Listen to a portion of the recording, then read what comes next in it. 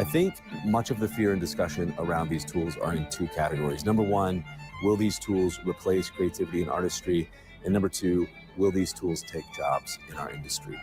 We have found by using them and taking the time to deeply understand them that actually the complete opposite is true.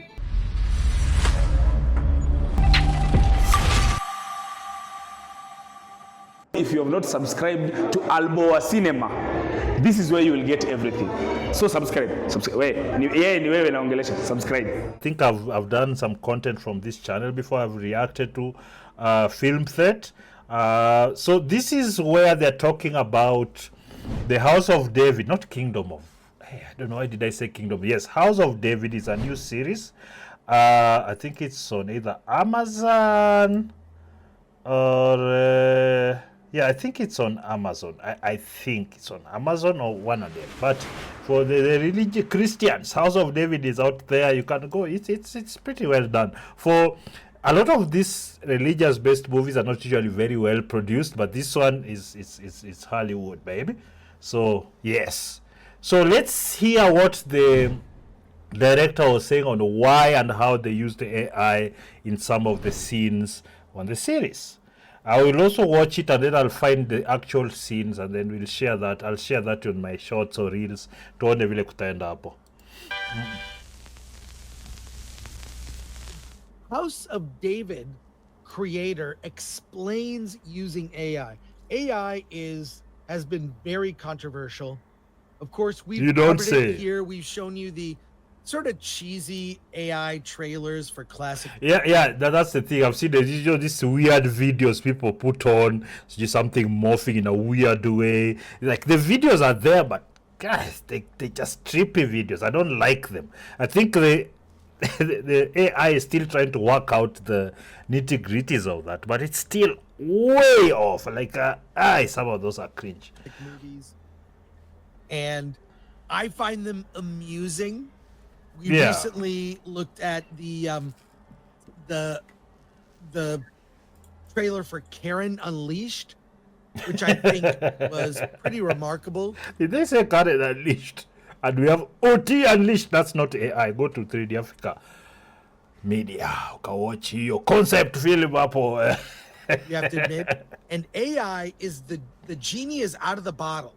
It cannot be stopped. Yep. But even using AI makes you a pariah. I think I have to tell you, I don't care. You can try and blackmail people to not use it, but we are indie producers who can't afford thousands of dollars for concept art. We have thousands of dollars to produce everything that we have. If it's a movie, it's everything. So if you're saying that you're trying to guilt me or whatever, I have to be honest with you, I don't care that much, because this is important to how we produce things going forward, not just films. And the fact that you want to tell me to step back from something that's giving me a slight edge, not even edge, it's giving me a boost to be able to compete with the big companies. As in, I don't care if you don't like it. I honestly don't. Let's go on. I think there are ways to use it that make sense. And of course. Ones that are stealing. There's clearly, if the data set you're using to make your AI is a person, a real person, a public figure. I mean, we get memed. Memed is one thing. But, you know, if someone made a buddy cop movie with Alan and I, well, I'd probably want to watch it, actually. I'm not going to lie. But it's not something that's you're legally able to sell because it's based on our likeness, which we own. But tell me about this story, Alan, from Variety. All right. So House of David, which is a faith-based series based on the King David. Creator explains using AI to create the Goliath origin sequence. Yeah, so I'm going to watch that sequence. Now there's Goliath. The Goliath character, they have a backstory. So I'll watch that and then actually see where because I'm able to tell where they use AI still. But yeah, so I'll be able to show you Walapa with that. So we can discuss it more because this is serious thing. Episode 6 of Amazon's House of David introduces Goliath's origin story with a visually stunning sequence created using generative AI. Series creator John Erwin reveals that when the scene was initially envisioned on a smaller scale, AI tools allowed for a more ambitious and cost-effective approach. The production team at Wonder Project blended AI software with traditional tools to achieve photorealistic visuals. AI expedited the process, completing the scene in weeks rather than months. That's the thing. You see, time. In production, time is a lot of money. So if you can shorten the time frame that you're able to produce scenes, especially like CGI and whatnot, that means less cost, much less cost. So instead of taking months, you take days. Just think about it as an indie producer, what that does to you and what abilities that gives to you. Effective in handling VFX elements such as character consistency, elemental realism, and physics simulation. Yes. So that's where AI is struggling with, to make things look like the physics acts correctly on the various elements in the scene. So a lot of these AI videos are seen that look trippy. They don't really.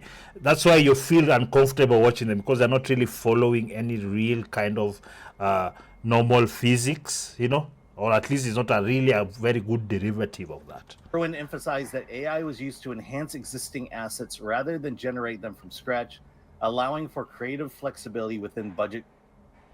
See, that's the point. You keep dropping out, Alan. Let me finish this for you. It's using AI based on existing assets. I think that's the key. But you're gonna see this more and more. AI will be used in movies. So what is happening is, say, like, you already have certain assets, even the character or what, maybe adding, like, if you see here, you can see these wings. I suspect these were AI generated, and maybe they had this character on scene. They shot this, and then the AI, they used whatever generative AI they have to do the wings. So some part of the problem is the consistency of, say, having the character. So at this particular moment, if you're using real assets and then adding AI elements, I think it's like doing VFX normally. Like you on a scene, even if you're using green screen, you kind of have to have like real objects to blend in with your fake ones so that they sell the illusion better. So I believe that aspect, if you don't have like spend days on After Effects or any other 3D software or whatnot to do compositing on a scene, so the AI can do compositing for you real fast. And that one is just now you just being imaginative, just knock yourself out. And it will be controversial until there's some decided ethical way to do it, right? Where it's not exploitive of elements that are not owned by the people utilizing this tool. I think it's going to be more like YouTube, like you put in your content and then you share the percentages on income. I think that's the only, if an AI has been, they've used a certain artist's work to train it, or different artists to train it, I think they'll work out on how, okay, you train it to this, so from this output, if they make films, if they make pictures, if there's data, so whatever comes out of it, if it's even music, you get some sense or whatever it will be at the time. I suspect it will be very little money, but there'll be high output, so maybe it will cover the shortfalls. I don't know. I'm speculating. Because I have not seen this. Yeah, I mean, I think my position on this, I'm still working it through. I understand why AI is being used. It's to produce what's in your head and put it on screen at the budget you can afford. And exactly, AI is at a point now, apparently, where you can do that. At the same time, a lot of people not working. A lot of artists, a lot of visual artists not getting the work due. Well, the whole industry has contracted. I mean, yes. that's yes. No, you can't deny that. No, and that's again why the battle rages. I mean, I'm definitely, every time I say something positive about AI, I want to say something negative about AI. And Yeah. every time I say something negative about AI, I want to say something positive about it. That's It's because both those situations are present. There's negatives and positives. People are going to lose their jobs. There's going to be a lot of plagiarism. There's going to be a lot of abuse of intellectual property. That's all already baked in. And the positives, they'll make work easier. They make work faster. They make work more efficient. And they help independent, smaller scale companies and producers to be able to do their thing. So you of course it's just something that you prudently have to do. You have to look at the entire scope of what you're doing and what this particular technology is going to do to it, or at least like to project how it's going to be important to you. So personally, I've decided to embrace it. I really don't have a choice in the matter. You know what I'm saying? It's like, as I was saying earlier, imagine the internet has come, mobile phones, and you're still insisting on using your snail mail. You send a letter. You still insist on using snail mail, and maybe your landline at home, if you have one, that used to cost 3 vehicles. All those things, they're going to make you unable to compete in the market. So you just have to accept that, right now internet is pop. Mobile phones, I go everywhere, and it's actually a mini computer that I can go in and check information, counter reference, send, and whatnot. Okay, so I am going to just pause this for a moment, then I'll be right back. Okay, I'm back. I had to step out just a moment. I had a visitor. So let's go on with the film that, where I am at this. Yeah. Let me just go. Let me just. AI, I want to say something negative about AI. Yeah. Every time I say something negative about AI, I want to say something positive about it. That's where I am at this. Yeah. And It keeps dropping. It's kind of a wait and see. See what happens to technology over time, over the next year. That's exactly it. Although the AI, the development is going to be very fast. People have to, you have to be on your toes. I think as we are speaking right now, it's just making those astronomical jumps. Because it's the amount of computation that's available right now to be able to pull off these things. So, kuwa macho. There's a post from Culture Crave about this. It says Amazon's new series House of David used generative. Oh yes, it's on Amazon. There's a series House of David. Wakristo Burale. Tuma watu wako waangalie hii. AI for many of its VFX shots. Amazon gave them permission. Series has over 22 million views since launch, and it says these tools are human, more creative, and more collaborative than any other tools I've used in a VFX process. So there's an image. Yeah, so I suspect, because you've seen the generative videos they do, so it has this look, but it's not very accurate, and the movement is funny, the physics and whatnot. But here I think they have. Please forgive the noise, my neighbors. Now, if you look at I suspect what was added here was the wings, but I'll watch as I told you to see. I assume that was generated that way. Here is also a little demo. We'll watch some of this, of some of the shots that were used. Let's take a look at this. Okay.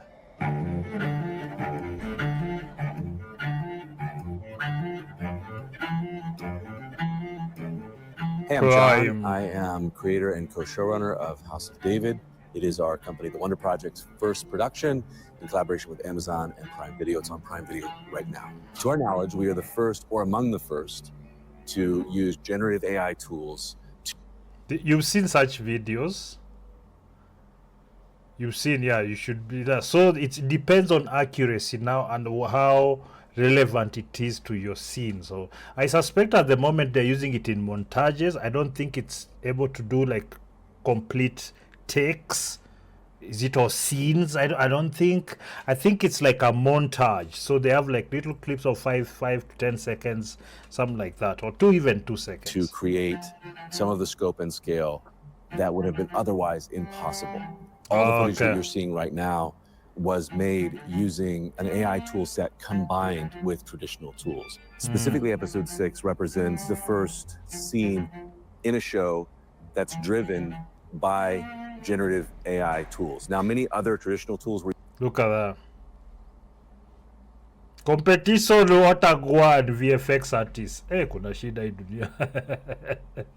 So you see, I suspect the character was shot. They filmed the main character here.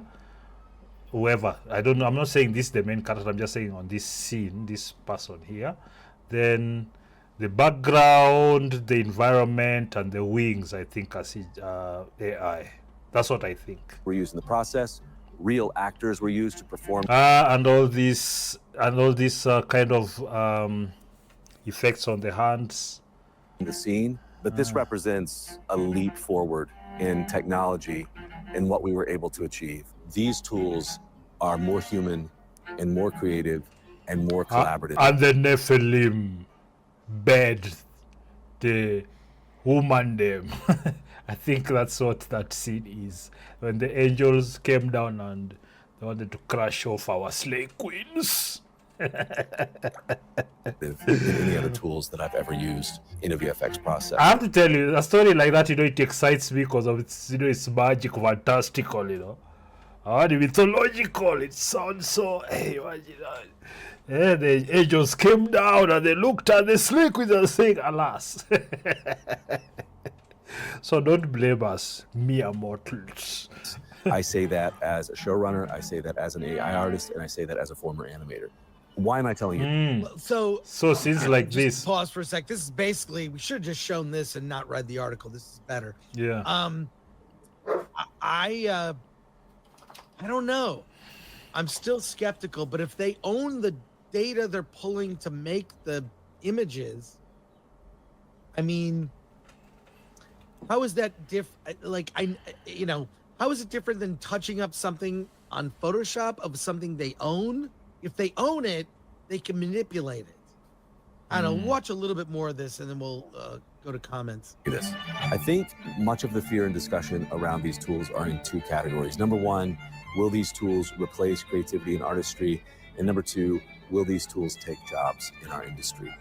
We have found by using them and taking the time to deeply understand them that actually the complete opposite is true. They allow me to be more creative as the showrunner. They allow actors to have more agency into their digital performance.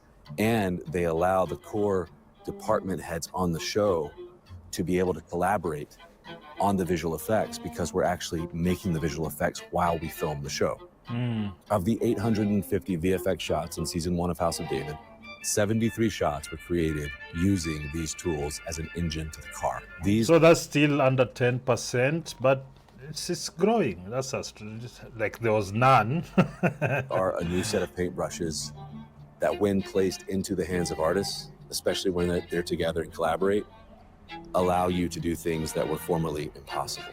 The integration of these tools are at cost. They'll be impossible at our local, at like an indie cost. Yeah. going to create jobs in our industry. That's what I feel. The reason is, a show like House of David, many people told us that our vision was impossible. What we say at Wonder is we do not compromise, we innovate. If we had listened to the status quo of our industry, House of David never gets made. By making it at a budget many people thought was impossible, we're able to employ nearly 700 people. House of So he's Yeah. So I'm gonna stop also on that video. We can go and please you can subscribe to Film Threat, and I want to add Kenyan subscriptions to these guys because these are like, they support a lot of indie filmmakers, and they will do reviews, they'll put up on their website, and also they can actually help you in distribution and whatnot. So as many of us as go here, and leave comments and whatnot, we are trying to create these links, between the economies that can really help our production, have access to the markets, their markets. So yeah, All right then. So that's that. So I hope that this video has been informative, because this is the whole point about these types of videos that I do about industry tools and the machinations. My thinking is that, since I believe strongly this technology is inevitable in our industry, it's already being used. So that's why I wanted to show you guys this. It's already being used, and it's only going to get better. Computation is going to get even more powerful. So that means people will be able to do even more. I think it's incumbent upon us now to refine the thinking, the ideas.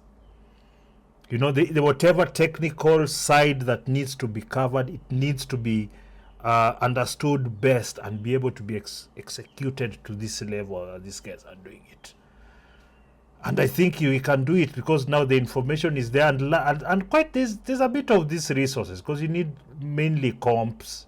There might be a few other hardware pieces that you might need, but it's really it's more about really understanding, testing it, and knowing how it improves your work. Because I think the danger here is that even on conceptualization, people don't want to go through that process of just thinking about your idea, have at least the basic plot points and whatnot, and just that normal rundown or treatment. Then you can use the AI now to enhance each scene, enhance dialogue if you must, although you must be very careful with dialogue, because it pulls from Hollywood a lot, and their dialogue is very sanitized, really, and it's kind of there's a lot of words you can't use and whatnot, and even the AI itself will refuse, because it's a lot of work people making these platforms. But that's what I'm saying.